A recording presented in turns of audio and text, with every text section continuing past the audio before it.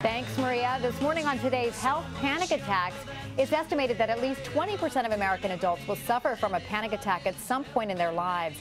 So how do you know if you're having one, and what are the triggers? Dr. Keri Peterson is an internist and contributor to Women's Health magazine. Keri, good morning. Good morning. This is very common, actually, but what exactly, let's start with basics. What is a panic attack? A panic attack is a sudden episode of intense fear, and it comes without warning, and it comes without any apparent reason. When it happens, you get these severe physical reactions. So they can be so frightening that some people may even think that they're having a heart attack or that they're even dying. Now, some people may only have one or two in their lifetime, but some people may have multiple attacks, and they may have a tremendous fear of having another attack. And then that triggers the panic attack in itself. And that when people have that, that's called panic disorder, which is a more extreme condition. And panic disorder can be very disabling. It can really interfere with your everyday activities, but it can be treated effectively, and so can panic attacks. Well, let's talk, before we get to the symptoms, you said, you know, it's often hard to pinpoint what exactly causes or triggers them, but what do we know? What generally are some of the things that might lead you down that path? Well, what we do know is that they can be triggered by highly stressful events, like the loss of a family member or the loss of a job. But we don't know why these stressful events actually trigger an attack in some people and not in others. We do know that they run in families, they are genetic, and that may be thought to be due to some faulty neural wiring, because what brain scans have shown is that there's an excess release of stress hormones, similar to what you would see in a flight or fight reaction when you're faced with a threat, which would be a natural, normal response.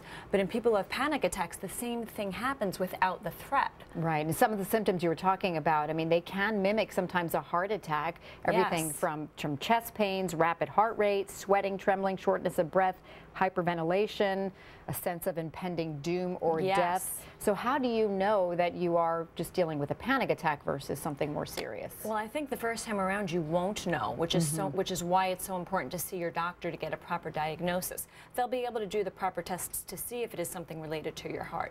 But if you've experienced it before, then that knowledge is empowering, and you'll know going forward what you are experiencing. And of course, how you respond to that panic attack, if you're starting to feel one coming on, is so important as well, because you don't want to make the situation even worse or become sort of uncontrollable in your response, right? Absolutely. So what should you do? Well, one of the first things is to realize that panic attacks are not life-threatening. While they feel very uncomfortable, they are not posing a threat to your health. They are not dangerous. So when they happen, sit tight.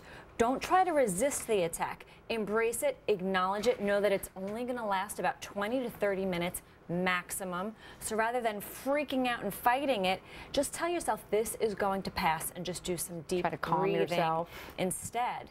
And what you can do during the attack is also distract yourself. Do something that's comforting to you, be it watching TV or calling a friend or a family member, something that you can control because you feel so out of control during the attacks.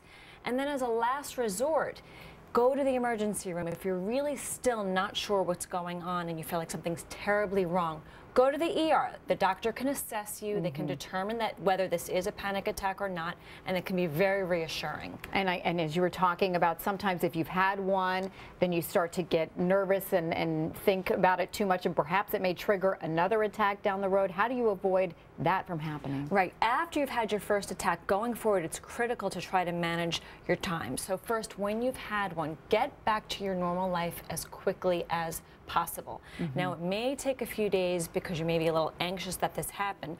If you're noticing that it's happening, that you're more anxious more than 1 to 2 days, then you should really see a doctor instead. And there are prescription drugs. Xanax has been used. What are your thoughts on Xanax? Because it has been in the news lately a lot. It has. Benzodiazepines, which are sedatives that Xanax is in the class of. These are very effective for aborting the symptoms of a panic attack. But what needs to be known about these is that they can be dangerous if they're combined with sleeping pills, alcohol, or painkillers. They can also be addictive. So while they are a very effective therapy, your doctor will educate you about this and will probably monitor your usage closely. All right. Well, Dr. Keri Peterson, great information as always. Thanks so much. Thanks, Natalie. Coming